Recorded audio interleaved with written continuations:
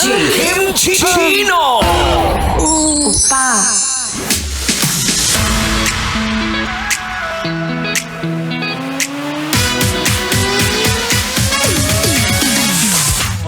Sa panahon na kung saan ang dali nang makahanap ng kadate, 'di ba? Meron ng social media, hindi katulad dati phone pal, sulat-sulat. Pero ngayon kapag ikaw ay nag-create ng account sa social media, pwede ka nang makipag-date o makahanap ng kadate.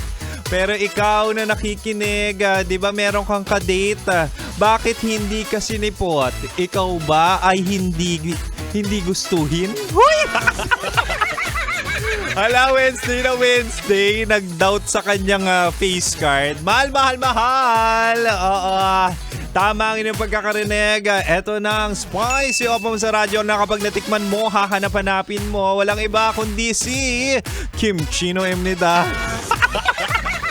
DJ Kim Chino po, ang inyong lingkod, ang inyong makakasama ngayong 6 to 9 p.m. 6 to 9 p.m. ako ang iyong makakasama kung ikaw ay nagdadrive, kung ikaw ay nagpo-commute, o di kaya ikaw ay nagpapalipas ng rush hour, o di kaya sinusubukan mo nang mag-move on sa ex mo. Ako ang iyong makakasama, 6 to 9 tayo or 6 to 9 p.m. Diba? Pero mahal no, sa usapang dating ngayon ay naku maraming tendencies na pwede nga malandi lang siya sa chat.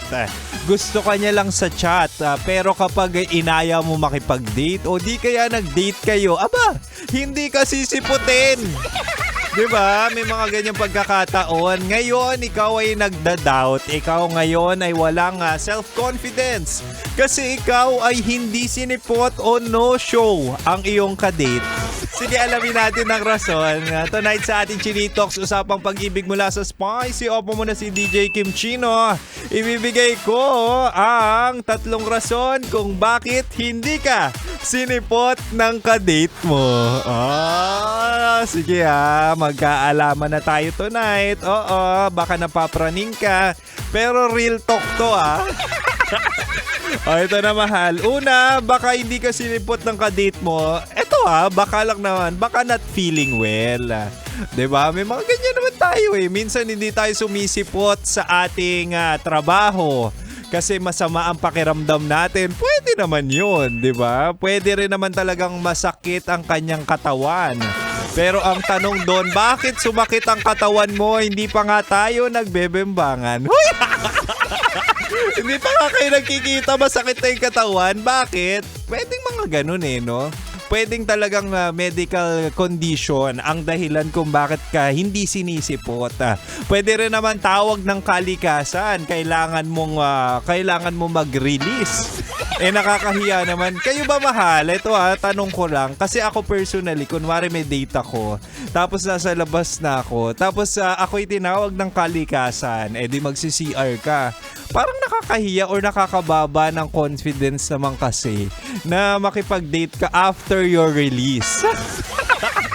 Diba? Tapos kapag wala pang bidet, ako talagang personally parang mas malinis for me kapag nag-bidet, unlike kapag tissue lang. So baka kapag ikaw ay hindi sinipot o yung kadate mo hindi ka sinipot, baka walang bidet ang CR ng mall nyo.